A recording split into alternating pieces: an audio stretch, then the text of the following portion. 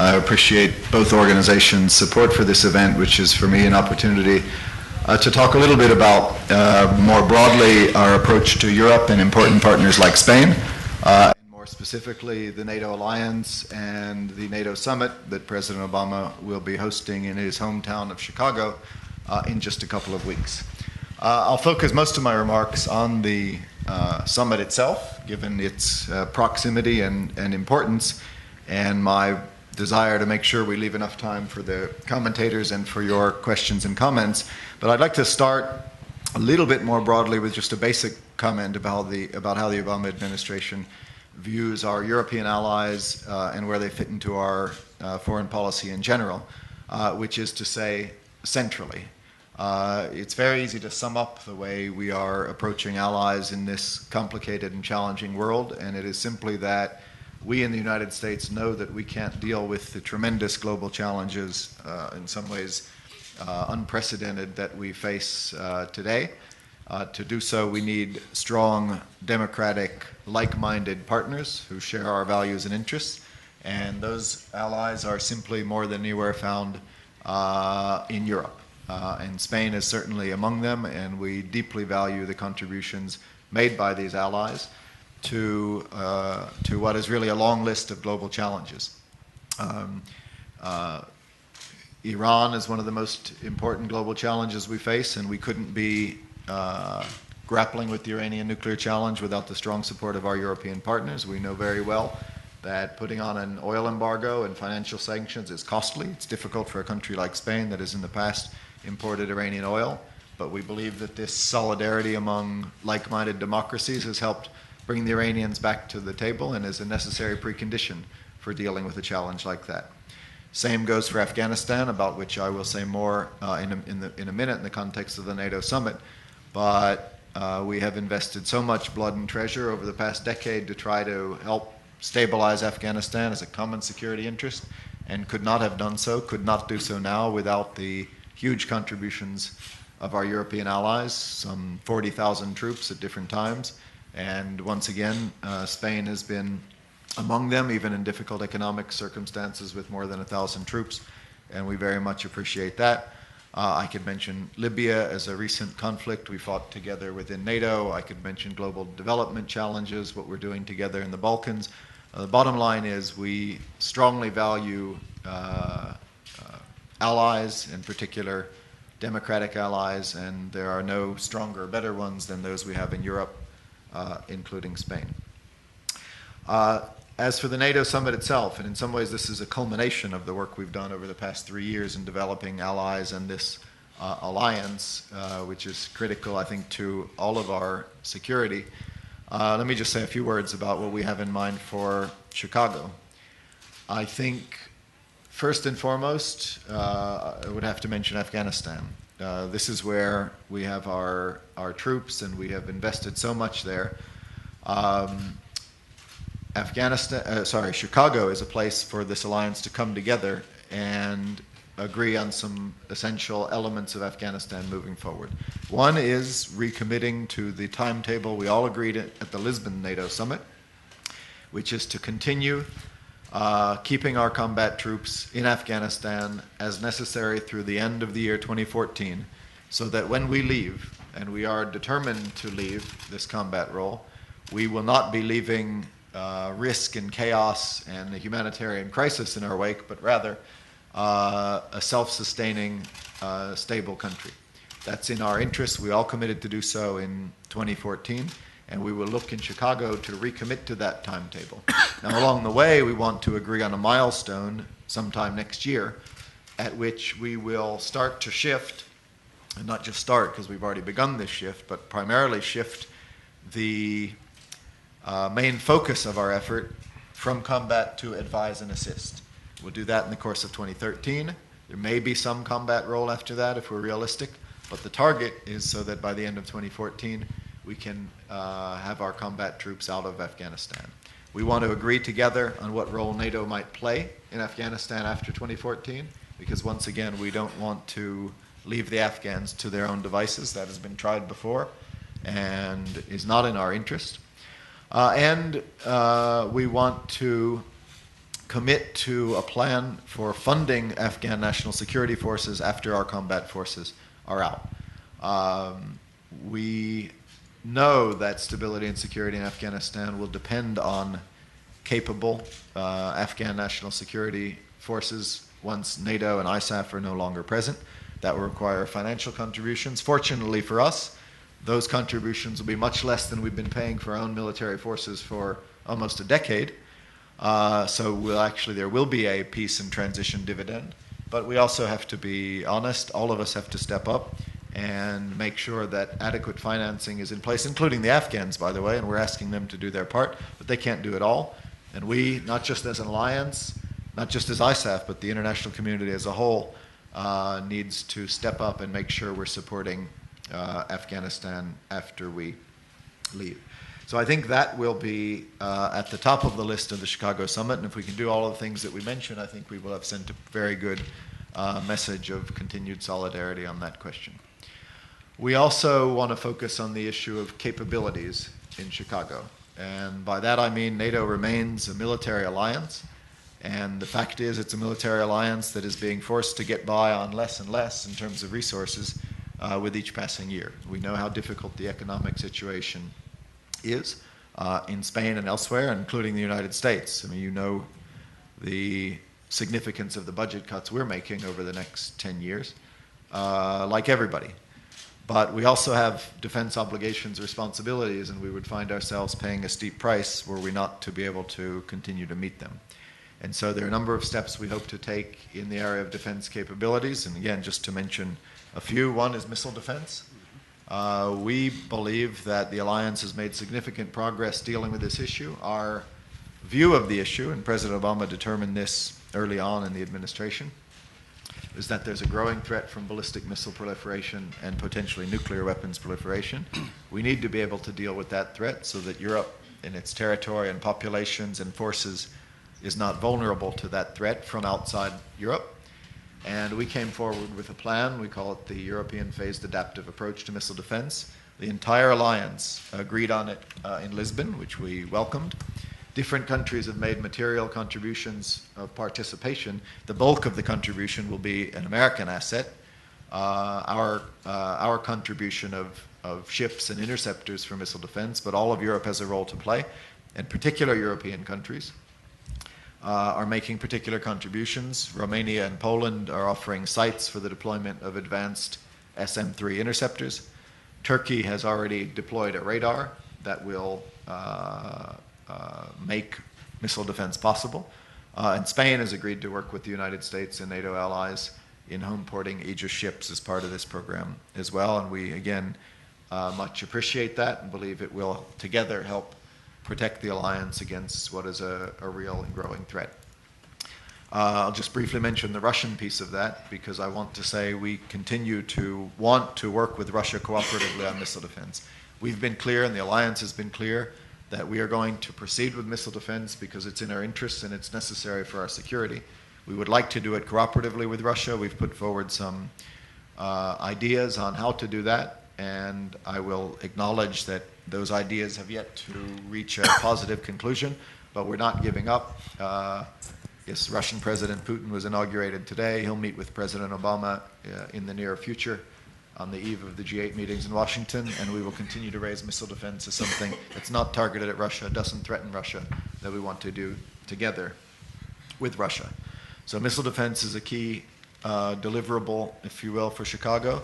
There are others as well that fall into the category of what we call smart defense, doing defense more efficiently because there are fewer dollars and euros to go around.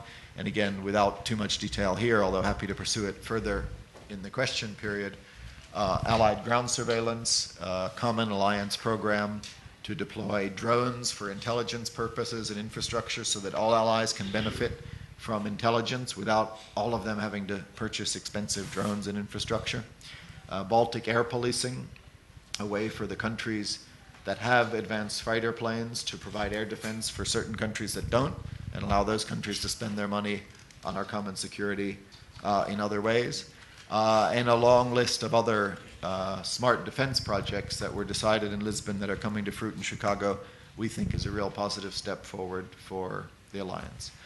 Finally, we in Chicago will highlight NATO's partnerships, because the reality is this alliance that once started as a solely Article 5 common defense project in Europe against the Soviet Union now does an awful lot more. And I've already mentioned Libya and Afghanistan as recent global operations with global partners that have included, in different ways, Sweden and Finland, and Gulf states like Qatar and United Arab Emirates, and Asians like Japan and Australia and New Zealand. We want to highlight this fact and reality and underscore that NATO has really, in many ways, contributed to global security and not simply European security, even if Europeans remain at the heart of it. So that, very briefly, Charles, if you will, is a sense of how we're thinking about the partnership with Europe in general, some of our specific ambitions for the NATO summit in Chicago. I will leave it at that for now, but very much look forward to what you have to say and what my Spanish colleagues on the panel have to say about these questions as well. Thank you very much, Phil. José. Muchas gracias, Charles, y muchas gracias al Real Instituto Elcano por la invitación. Yo no soy un ponente, soy un comentarista en este caso, y mi idea es estimular el debate ampliando los temas que Philip Gordon ha puesto encima de la mesa. Y me gustaría referirme como punto de partida al discurso de despedida de Bob Gates, del secretario de Defensa, que creo que fue un momento importante para la cooperación entre Europa y Estados Unidos en estos asuntos, porque realmente puso encima de la mesa las realidades, las diferencias, las asimetrías en la capacidad de contribuir a una defensa común a ambos lados del Atlántico. Creo que si partimos de este importantísimo discurso, en cierta manera Libia es tanto un paso adelante como otra pregunta más. En Libia se ha conseguido un protagonismo de dos grandes actores europeos, pero también se ha puesto de relieve el problema de las capacidades, la falta de lo que en inglés llamamos key enablers. Y por eso yo creo que en la cumbre de Chicago será importante la presentación por lo menos de un primer nuevo key enabler por parte de los europeos, la capacidad de repostaje en vuelo presentado por los franceses, holandeses y alemanes. A la cumbre de Chicago, además de los países miembros, por parte de Europa asistirán el trío de Van Rompuy, Barroso y Ashton, y por lo tanto la Unión Europea tendrá esa visibilidad especial, si no peso. Al mismo tiempo que se desarrolla la idea de defensa inteligente, de smart defense en la OTAN, por parte de la Unión Europea se está intentando en estos pequeños pasos continuados de la defensa europea algo que es complementario y que en teoría refuerza a esta idea de defensa inteligente, que es la idea de juntar y de compartir, de pooling and sharing recursos a nivel europeo. Pero creo que todos estos esfuerzos reales tienen también que verse en el contexto de la crisis del euro, que ha hecho que nos miremos más a nosotros mismos, que nos volvamos hacia adentro desde el año 2008. Y yo siempre digo que la crisis del euro ha llegado en un mal momento de la integración europea, porque estaba previsto que empezásemos a mirar más al mundo, que saliésemos más de nosotros mismos. El gran capítulo pendiente de la integración es sin duda Europa en el mundo y, por supuesto, el componente de seguridad y defensa. A cambio, la crisis del euro ha hecho que Estados Unidos esté más comprometido, si cabe, con el continente europeo, con el proyecto de integración. Ha demostrado una vez más que Estados Unidos es una potencia europea, con toda la ayuda prestada para que los europeos consigamos apuntalar y reforzar el gobierno económico. Es cierto que esta situación de crisis económica hace más difícil la contribución a ambos lados del Atlántico a la defensa común. Nos hacíamos siempre la pregunta si podíamos tener un nivel de estado de bienestar muy desarrollado y una gran defensa europea. Ahora la pregunta es si podemos tener un gran estado del bienestar y una moneda única. Son compatibles. La pregunta de fondo es la misma. ¿Hay suficiente solidaridad europea para tener estados de bienestar y para tener moneda única?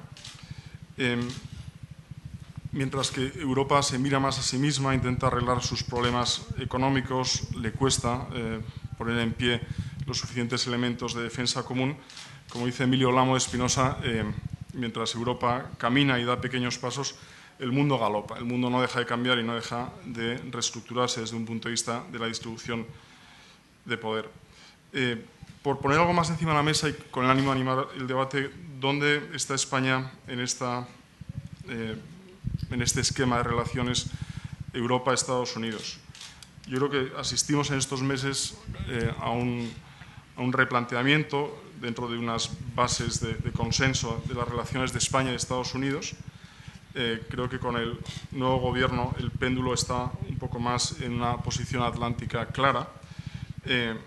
Creo que Estados Unidos también debe evolucionar en su manera de mirar a España y de entender a España no solo a través de la cooperación en defensa y en cuestiones de seguridad, que quizá es un legado de la Guerra Fría.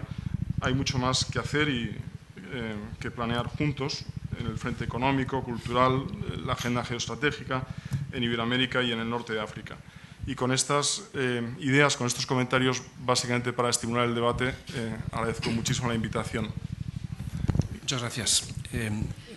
Nos viene muy bien, además, que esté hoy esta tarde con nosotros Ramón Gil Casares, próximo embajador de España en Estados Unidos, que sin duda habrá tomado buena nota de las sugerencias de José. Areilza, tiene la palabra Ramón Pérez-Maura. Muchas gracias, Charles. Muchas gracias al Real Instituto del Cano. Me hace mucha ilusión volver a ser convocado años después y gracias a la Casa de América por albergarnos en esta sesión. Es un honor para mí tener la ocasión de compartir mesa con el secretario Gordon y, por supuesto, con mis buenos amigos José Areilza y Charles Powell. Yo querría decir 2 o 3 cosas sobre lo que ha dicho el secretario Gordon y quizá incluso sobre algo de lo que ha dicho José Areilza. Primero, me ha vuelto a hacer ilusión oír al secretario Gordon decir que Estados Unidos sigue viendo y sigue pensando que es en Europa donde tiene un nido mayor de aliados naturales, y eso es lo que debe ser. Lo que pasa es que también me preocupa, y no sé hasta qué punto eso se transmite al otro lado del Atlántico, hasta qué punto Estados Unidos no puede tener en este momento una cierta imagen de decadencia europea a la hora de enfrentarse a los problemas y a los retos que tiene ante sí, ¿no? Vemos una crisis que está afectando a Europa de una forma mucho más grave, crisis económica, mucho más grave a Europa que al resto del mundo, y que cada vez que un jefe de gobierno intenta plantear medidas para salir de esa crisis, lo que se hace es votar al que dice: yo voy a seguir poniendo dinero encima de la mesa y le voy a tapar a usted los agujeros, no se preocupe usted, no haga nada. Hombre, si intentamos competir con China, me dirán que es que China tiene un sistema de gobierno distinto, no es una democracia. Si intentamos competir con países de Oriente Medio, se puede decir lo mismo. Pero cuando yo pienso en competir con países de nuestro entorno cultural, de nuestra misma identidad cultural, como Brasil o como con Colombia o como con Chile, no son países que sean distintos a nosotros en sus modelos políticos, y no es precisamente el modelo europeo el que están aplicando para intentar salir o para evitar la crisis, porque ellos no han entrado en esta crisis. Sobre los asuntos que se tratarán en la cumbre de Chicago el 20 y 21, 21 y 22, a mí hay 2 de las 3 patas que me parecen especialmente importantes, secretario. Me preocupa especialmente la continuidad de la presencia, el in together, out together, que es la filosofía sobre la que se ha construido la presencia común allí.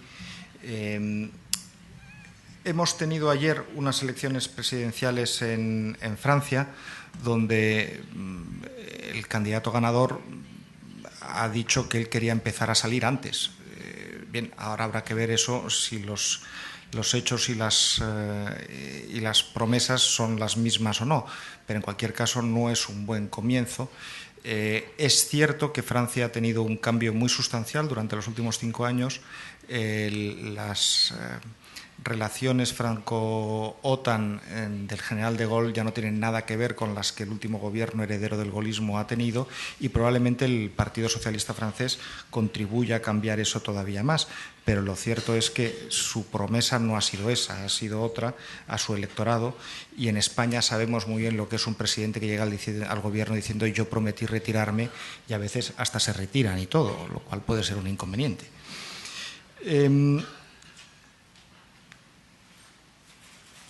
Usted nos ha recordado el objetivo de a lo largo del 2013 y el 2014 ir cambiando el papel de las tropas sobre el terreno.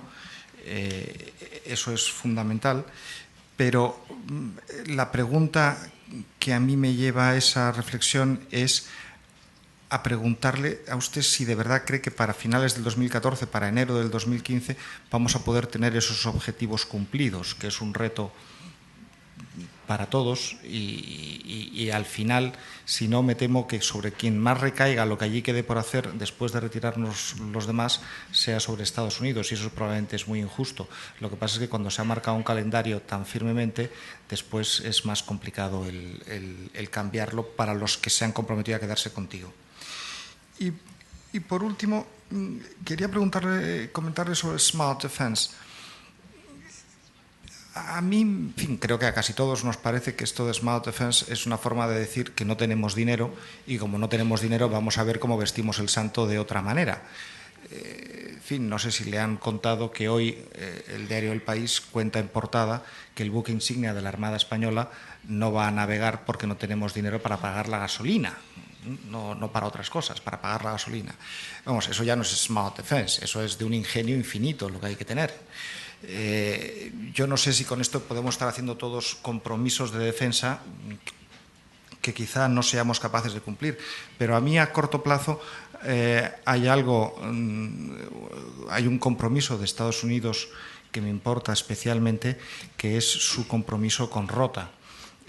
Ha mencionado usted de pasada en sus palabras a los Aegis Ships que están destinados a estar ahí, pero a mí sí me gustaría, señor secretario, que usted nos contara hasta qué punto eso tiene algún problema presupuestario para ser llevado a efecto, o los españoles podemos contar con que ese compromiso que se adquirió con el anterior gobierno español va a poder ser cumplido en los términos en los que estaba pactado por parte del gobierno norteamericano.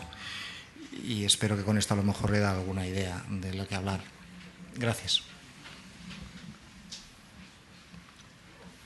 Me he acordado, escuchando a Ramón Pérez-Maura, que Philip Gordon tradujo un libro de Sarkozy en el año 2008.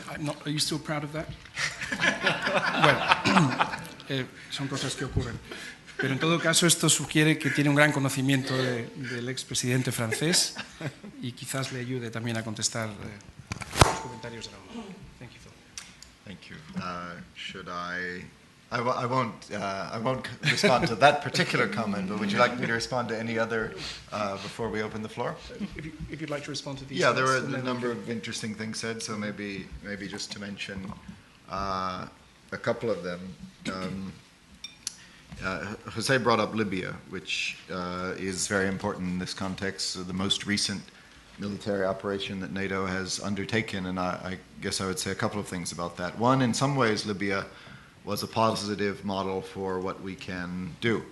And the way we went about it was different from in the past, we, in particular in the United States, where there was more than anything a European clamoring for some sort of intervention. The Arab League was calling for a no-fly zone.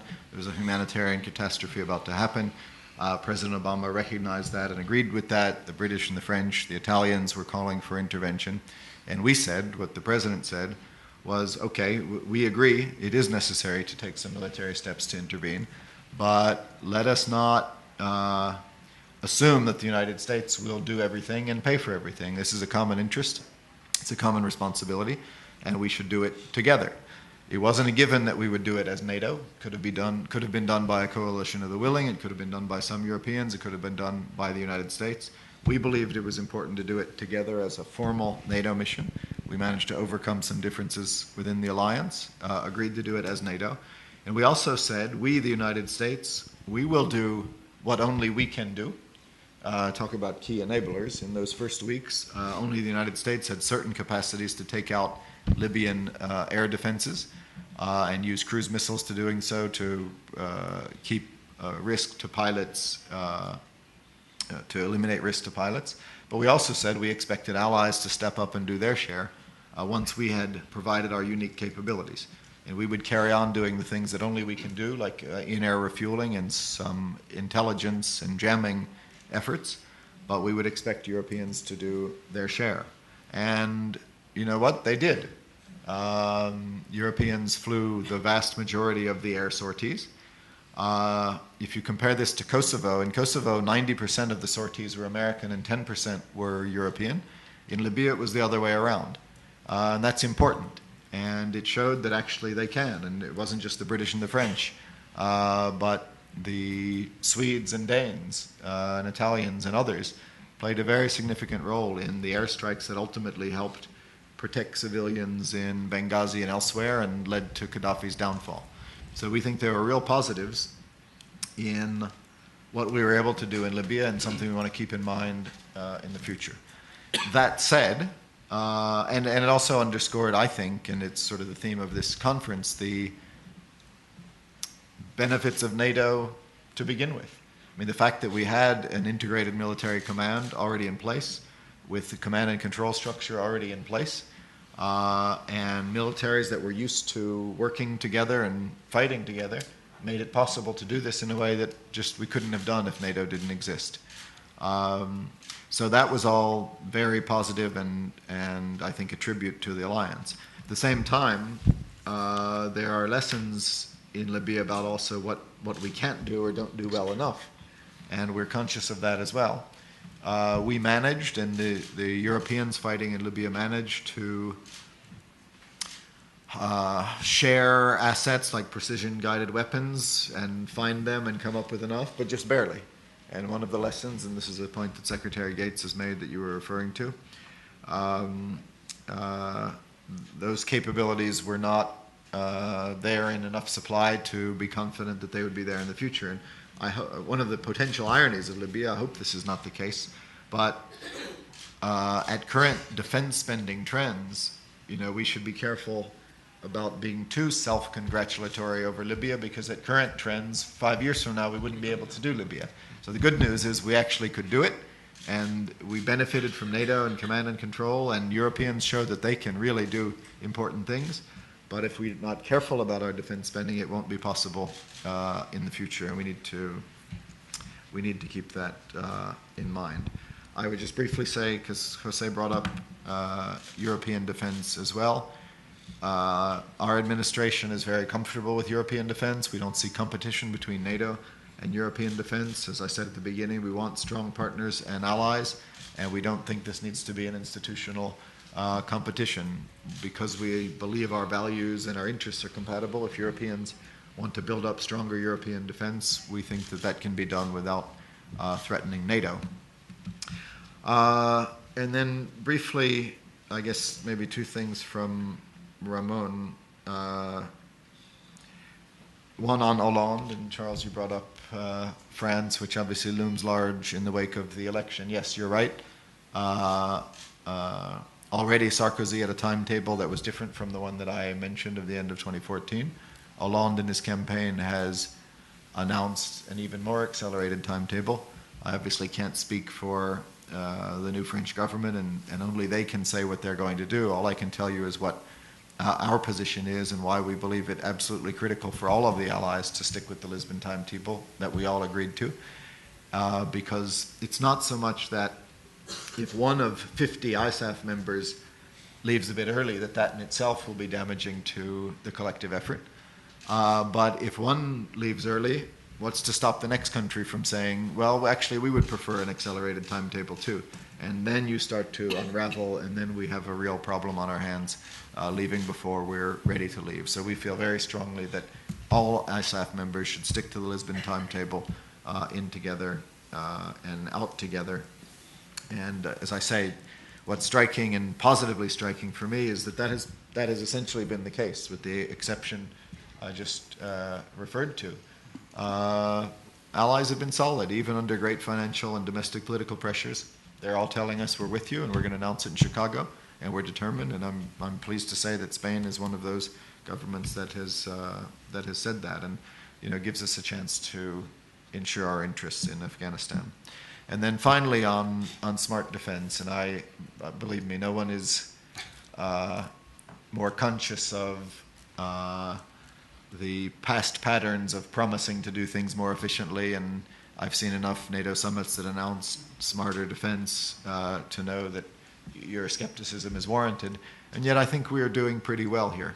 I don't think it's just a talking point or we've got to do better kind of a speech. We have real concrete things that we're going to do at this summit.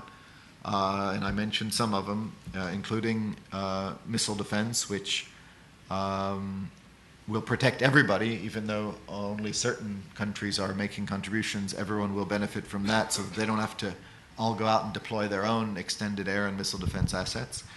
Allied ground surveillance, I said again, it's being supported by the alliance as a whole, and we will all benefit from this intelligence, tactical and strategic, without everybody having to go out and buy expensive drones and expensive infrastructure and train technicians to use it. I mentioned Baltic air policing as a way of pooling our assets. The European Union is talking about pooling in-air refueling assets. This is one of the things we learned in Libya was absolutely necessary. We're talking about a joint intelligence, surveillance and reconnaissance hub that all allies would benefit from in Sigonella, Italy. We're talking about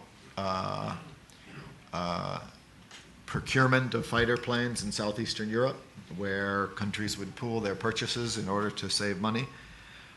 So yes, I think we're actually delivering real examples of smart defense, and the bottom line is we just have to.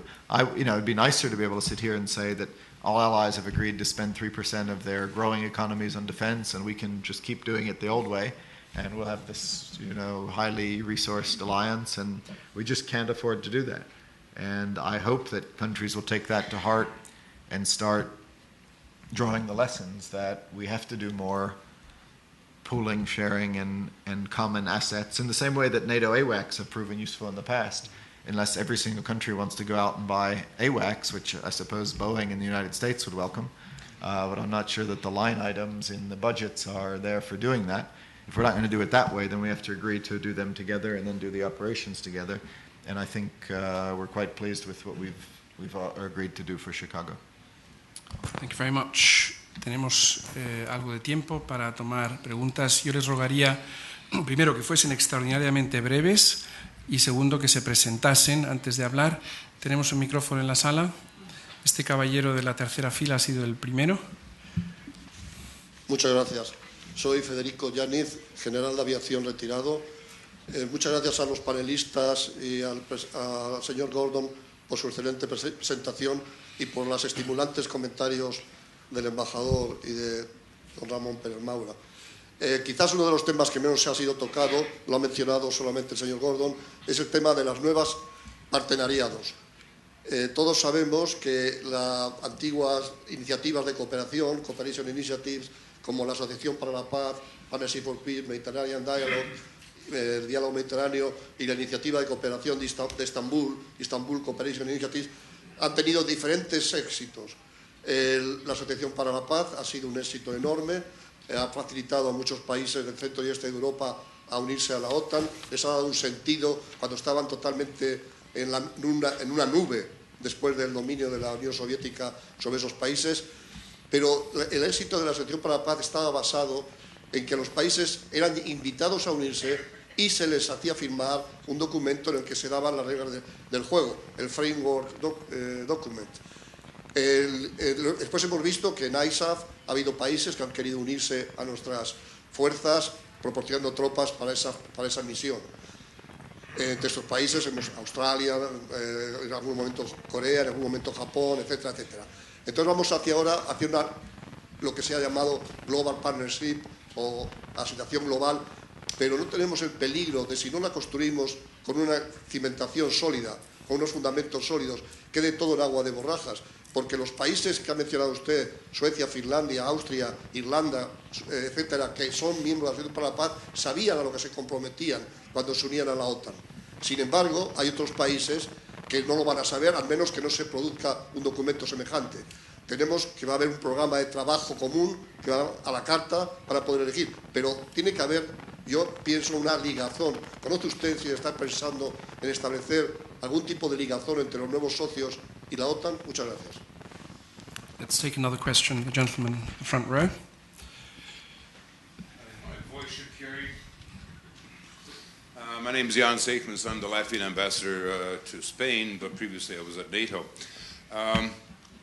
First, I want to thank Mr. Gordon for mentioning Baltic air surveillance as an example of smart defense. I appreciate that, and I hope that that will be adopted formally in Chicago. But I wanted to ask you a question about MD, and particularly about Russia. Mm-hmm. As you know, this past week, the Russian chief of defense staff said that Russia may consider preemptive strikes against the placing of Aegis land-based, I assume, but it could be ship-based missiles somewhere, I don't know, but somewhere. And is that to you an indication that they're going to be much harder, that when Putin comes in, much harder in relation to missile defense cooperation? How do you interpret that? And I guess the last thing is to do is a thought experiment. If Hollande was president of France, would there have been a Libyan operation? Thank you. Should we answer these two? Sure. We'll take some more later. Good questions. On partnerships, I take the gentleman's point about concerns about a solid basis for what are now not just partners with our European partners and membership of Partnership for Peace, but more global partners who have different interests and are even further afield. But as I suggested, I think Libya and Afghanistan have shown that we're getting better at this.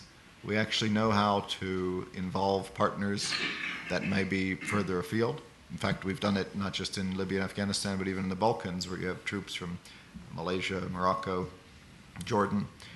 And we've taken steps institutionally within NATO to make it easier for NATO to work with partners, and they have more representation at NATO. And Libya was a good example. I can assure you, we didn't spend, and the ambassador was in Brussels himself. I don't think a couple of years ago we were spending a whole lot of time imagining that we'd be doing an operation in Libya together with Qatar, the United Arab Emirates, Morocco, and Sweden and others. But by developing these flexible means, we were able to do it. We were able to do it successfully. In some cases, admittedly, the partners weren't at the core of the military operation, but provided important capabilities in other ways, and we're going to continue to work on this. But I think that we have shown that NATO has the ability to do things that it wouldn't have imagined doing with partners from all over the world in a successful way, and that's one of the things we want to study in Chicago. We not only want to emphasize that NATO is already doing it, but draw the lessons so that we can be better prepared to do it in the future. You raise a good question about missile defense. As I underscored, we are determined to do this together with Russia. You'll have to ask the Russians what they mean about these threats. I acknowledge that we haven't made as much progress in cooperating as we might have hoped. Russia has no reason to be talking about or imagining countermeasures or preemptive strikes of a system that is not targeted at Russia, that has no capacity to undermine the Russian deterrent. So we really are not focused on that sort of comment. We continue to tell the Russian government that we're ready to talk about how to work together on missile defense. It's a simple matter of physics and geography that the missile defense that we are in the process of deploying doesn't undermine Russia's strategic deterrent, and we will keep at that even as we're determined to go ahead and deploy the system that is in our interest to deploy. Thank you, Phil. La señora en la cuarta fila y después Martín Ortega. No te escondas, Martín. Sí. Hola, muy buenas tardes. Yo soy Shapiri Hakami, presidente de la Asociación Mujeres Afganas en España. Os agradezco vuestro apoyo. La verdad, como mujer, como presidente de la Asociación Mujeres Afganas, nos preocupaba vuestra salida después de 2014. Sus palabras nos han relajado y además lo firma que ha hecho Obama con el presidente de Afganistán sobre puntos estratégicos, situación estratégica de Afganistán, también nos ha relajado muchísimo, porque 10 años las mujeres han progresado un poco, pero necesitamos más tiempo. nos preocupaba muchísimo, porque 30 años que se ha estropeado Afganistán, estropear es muy fácil, pero construir es muy complicado. Entonces necesitamos más tiempo, como 30 años más, para que Afganistán, no solamente las mujeres, todo el país y toda la población necesita vuestra ayuda, que estáis allí, nos habéis ayudado hasta ahora, por favor que no saléis y nos sigáis ayudando. Solamente esto, y por el futuro de Afganistán, ¿qué va a pasar? También me preocupa, a ver si usted puede aclarar un poquitín. Muchas gracias. Muchas gracias por su testimonio. Profesor Martín Ortega.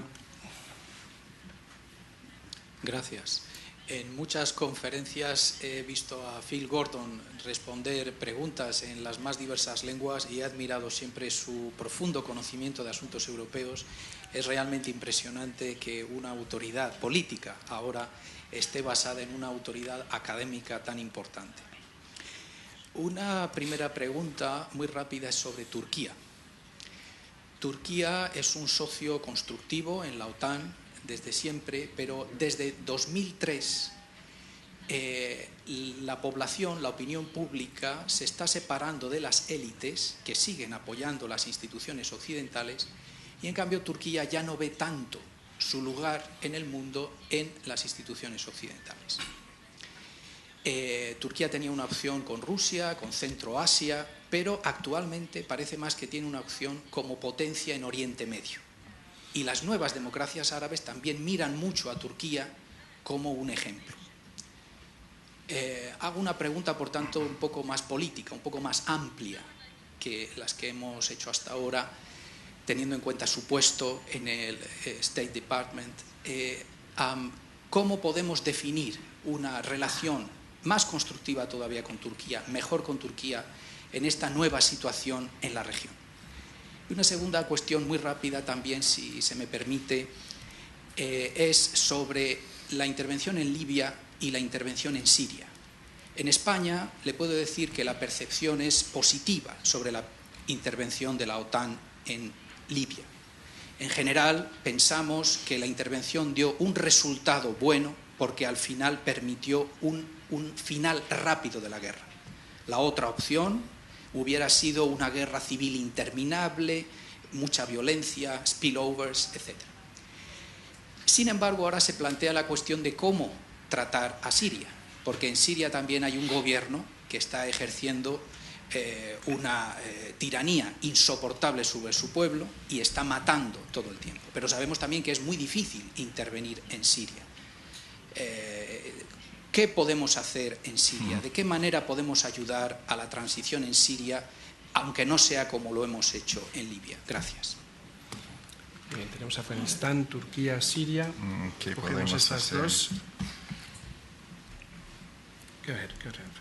You want me to go ahead? Yeah, or you go want ahead to with take those two. over? We Yeah, got okay. two more over there. First, thank you very much for your comments and concerns about Afghanistan, which we take very seriously, and that's why I put as much stress on the importance of supporting and continuing to support Afghanistan after the end of 2014 as I did on leaving with our combat troops, because that is not, as I think I said, you know, the international community has done that before, and Afghans and we paid a tremendous price for it. At the same time, we are determined to wind down what we hope to wind down what has been a long and costly war, and especially, you know, I say to the leader of the Afghans Women Association, protection of women is a core element of what we hope to leave in our wake, and you can be sure that my boss, Secretary Clinton, focuses on that in every possible way, and she often reminds anyone she is talking to, including her interlocutors in Afghanistan, that the prerequisites, I mean, it's obviously up to Afghanistan, to Afghans to determine Afghanistan's future, but our bottom lines are respect for the Afghan constitution, including the protection of women, and rejection of association with Al-Qaeda. And that's what is written in our strategic partnership agreement with Afghanistan, including democracy, free, fair, and elections. And we are serious about all of those points and will continue to stress them. But as I've been saying, we need the support of the entire international community so that we can deliver on those promises. And thank you for all you do for this common challenge and for the reminder that we need to keep these issues in mind even as we focus on winding down the war. Martin Ortega asked about Turkey, which is obviously looms large in our strategic calculus too. Turkey is a hugely important country. Growing economy, growing strategic role in a region that is undergoing significant change, and you can be sure that we spend an awful lot of time with our Turkish interlocutors and thinking about this issue. I would point out, just to anyone, whether it was implied in the question or anyone else, thinking that Turkey is somehow turning away from the West. It was once a member of NATO, once wanted to join the EU, and now is moving elsewhere. Is Turkey focused on increasingly on the Middle East? Absolutely, for a whole range of reasons, including the fact that, as I said, it's a turbulent and changing region. But I think it would be incorrect to write off Turkey as an important Western European ally. I've already mentioned the radar. Turkey, even in the face of some domestic opposition, agreed that it wanted to play a part. It was important for us to have a radar in southeastern Europe to make this work, and Turkey stepped up and is deploying that radar. I would also note the degree to which we've worked with Turkey on Libya and Syria. At first, Turkey was frankly reluctant to support a NATO operation in Libya, had long-standing economic ties, and I think initially we had work to do in getting on the same page, but to their credit, if I can put it that way, they evolved and along with us determined that there was no future for Gaddafi and we had to work together to implement Security Council resolutions and protect Libyan people, and we did it together. We made it work within NATO, and Turkey was an important partner on that, as it has been on Syria, which is a country whose current course threatens Turkey in concrete ways, not least through important refugee flows. So I can tell you, we have a very intense dialogue with Turkey, and I believe their leaders, while absolutely and of course focused on a Middle Eastern agenda, remain critical partners for NATO and critical partners for all of us within NATO. Your question on Libya, Syria comes up all the time, and I would just stress every case is different. There are some similarities, and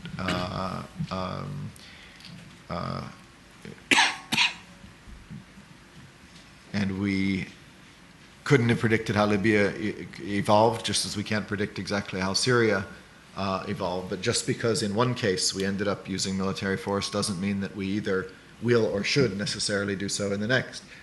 In the case of Libya, you had a very clear-cut humanitarian threat. You had a UN Security Council resolution, 2 of them in fact, that authorized all measures necessary. You had an entire NATO alliance willing to act. You had the Arab League calling for action and supporting it through Arab League resolutions. And you had a reasonable belief that if we intervened militarily, we could protect large numbers of civilians successfully, and we did. I think it's fair to say that all of those conditions don't apply in Syria. It doesn't exactly guide us for what we will do or should do, but it tells us that it's a different situation, and we need to deal with it on its merits rather than assume that somehow we have to do exactly the same thing in exactly the same case. Thank you. En la tercera fila y luego un señor que estaba atrás.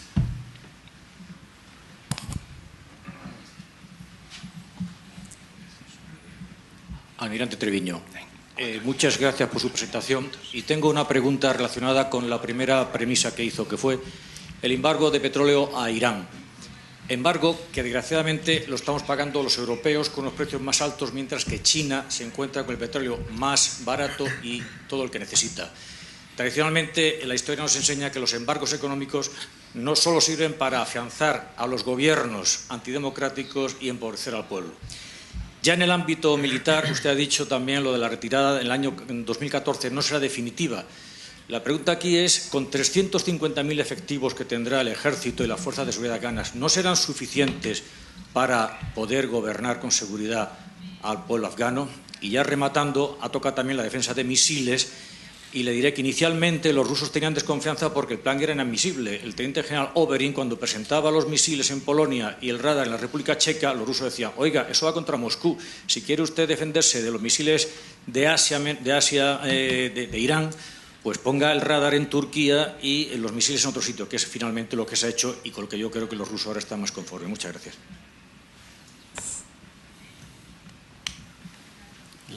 La última fila.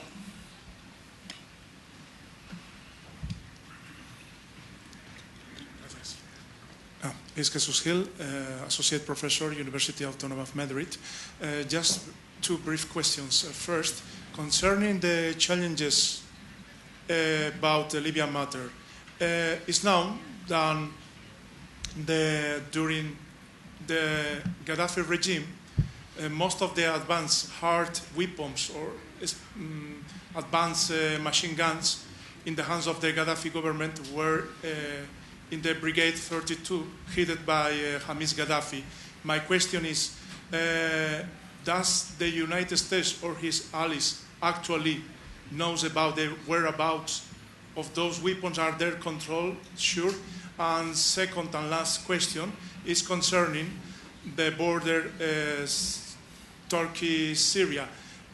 Is your government, the United States, expecting any increase or sort of environmental crisis in that territory? Thank you so much. ¿Había otra pregunta por aquí? Sí. Quizás con esta ya terminamos. Hola, buenas tardes. Soy Juan Manuel Sánchez, teniente del Ejército del Aire. Mr. Gordon, I'm Spanish Air Force First Lieutenant, Juan Manuel Sánchez. I have a question about the post-2014 scenario in Afghanistan. Is U.S. policy going to deeply rely on Pakistan and its pivotal role after 2014? And if so, how do you think that approach will be, especially given the Western neighbor of Afghanistan and the possible consequences of a U.S. pullback from the region? Thank you. Was that the last round? Yeah. Do you want to give? Go ahead. Maybe you can. Okay, again, lots of good and important questions. On the Iran oil embargo, as I noted from the start, it is painful for our economies and for our firms, and there's a cost to it, no doubt. But we believe strongly that it has contributed to Iran realizing that there's also a very high cost for it to continue to violate UN Security Council resolutions and pursue a nuclear weapons program. And the alternatives to such a route of sanctions and oil embargo are not very good. If we can't convince Iran that there are financial and diplomatic costs to what it is doing, then we're faced with a simple choice between acquiescing and allowing Iran to develop a nuclear weapon or using military force. And I would argue that both of those options are not very good. And therefore, our strong effort, is on rallying the international community to show Iran that there's a real cost. Iran, and by the way, anyone else who might think about acquiring nuclear weapons in violation of its NPT commitments and UN Security Council resolutions, that there's a real cost. So I do think it's the right thing to do, and fortunately, all of the governments of the European Union agree it's the right thing to do. And we've tried to do our best to make sure that those who were purchasing oil from Iran would have alternative sources. You mentioned China, and it's true that it would obviously be even better if every country in the world were on board for this embargo. Most are, frankly. The vast majority of the countries in the world have either completely stopped or significantly reduced their imports of Iranian oil, and I can tell you, I think Iran is really feeling that. Of those who are not, and you mentioned China, they are also not particularly interested in being over-reliant on one supplier.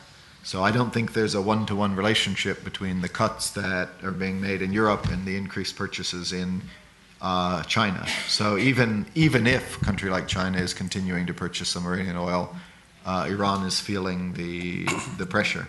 And as I say, that just seems to us so much a better alternative than any others that are out there. that's what we're trying to pursue, and that's why we think it's not a coincidence that Iran came back to the talks, because we're equally determined that the diplomatic track be open. We're not pursuing sanctions for the sake of it. We're pursuing sanctions so that Iran comes back and finds a way to demonstrate that it is not pursuing nuclear weapons, which it says that it doesn't want. Libya, Brigade 32, I don't have specific answers for you. I can tell you we have been very concerned about the fate of weapons that were once in the hands of the Gaddafi regime.